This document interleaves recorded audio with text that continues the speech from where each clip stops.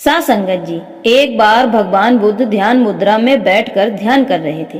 तभी अचानक से उनके शिष्यों में तेज तेज आवाज आनी शुरू हो गई।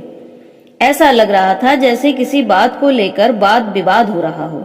इसी वाद विवाद के चलते शोर अधिक बढ़ने लगा और अधिक शोर की वजह से भगवान बुद्ध ध्यान मुद्रा से बाहर आ गए। तभी भगवान बुद्ध ने एक महिला को देखा। वह फपक फपक कर रोए जा रही थी। उसने अपने हाथों में एक बच्चे को गोद ले रखा था। वह बच्चा उसी महिला का था, लेकिन अब वह मर चुका था।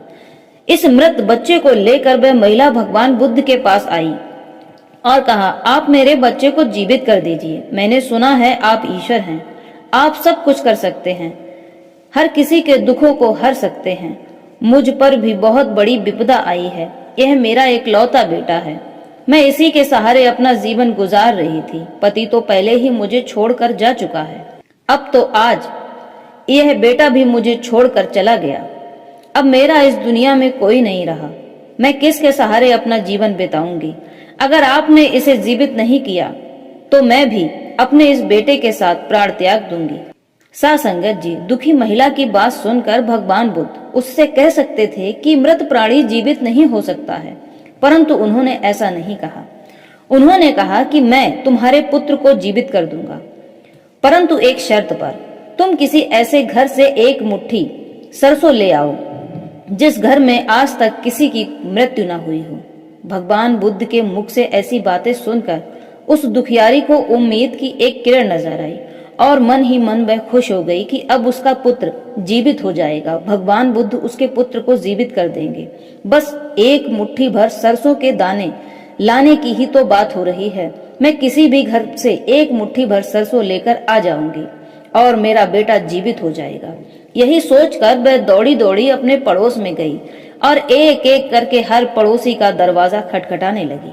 वह महिला सुबह से शाम तक घर घर दरवाजे खटखटाती रही, भटकती रही, परंतु एक मुट्ठी तो क्या, उसे सरसों का एक दाना भी प्राप्त नहीं हुआ, क्योंकि उसे कोई भी व्यक्ति सरसों देने के लिए तैयार ही नहीं हुआ। उसे ऐसा कोई घर मिला ही नहीं जिस घर में किसी की मृत्यु न हुई हो। वह भगवान बुद्ध के पास वापस लौट कर आ गई और बोली, हे प्रभु, मैं समझ गई कि हर प्राणी की मृत्यु निश्चित है। तब भगवान बुद्ध कहते हैं कि जिसका जन्म हुआ है उसकी मृत्यु निश्चित है, जिसका उत्थान हुआ है उसका पतन होना तय है। जो आज है वह कल नहीं होगा और जो कल है वह परसों नहीं रहेगा। इस सृष्टि के नियम अजर हैं, अमर हैं, शाश्वत हैं। सा संगत जी, भगवान यदि कहते कि मैं तुम्हारे पुत्र को जीवित नहीं कर सकता, यह मर चुका है, तो वह महिला निराश हो जाती, हताश हो जाती, उसे गहरा सदमा लगता और वह दुखी होकर पुत्र वियोग में अपने प्राणों को त्याग देती और इस परम ज्ञान को वह मरणोपरांत भी समझ नहीं पाती। किंतु भगवान बुद्ध ने उसे उसी के नजरिए से भली भांति ज्ञान को समझा दिया। इस तरह महिला को सत्य का ज्ञान हो गया।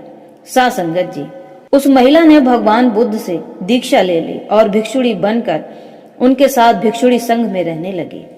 सा संगत जी, दुनिया में ऐसे अनेकों लोग हैं जो चाहते हैं कि कोई बाबा या सिद्ध पुरुष उन्हें मिल जाए जो उनके सिर पर हाथ रख दे और उनकी सारी मनोकामनाएं पूरी हो जाएं।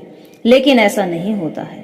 प्रकृति के नियमों से कोई अछूता नहीं रहा है। ब्रह्मांड के सारे नियम अजर, अमर और शाश्वत हैं।